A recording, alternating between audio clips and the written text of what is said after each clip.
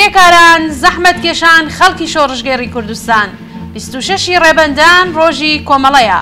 ڕۆژی کۆمەڵا ڕۆژی ڕێزگرتن لە هەڵسوڕانی سەربەرزانەی کۆمەڵە و کۆمەڵانی زەحمەتکێش و شۆڕژگێڕی کوردستانە بۆ گەیشتن بە ئازادی و بەرابەری و ژیانی ئاسوودە بۆ هەمووان. لەم ڕۆژەدا و بەم بۆنەوە سڵاو دەنێرین بۆ ئیرادەی بنەماڵەی گیانبەخکردوانی ڕیزەکانی کۆمەڵە.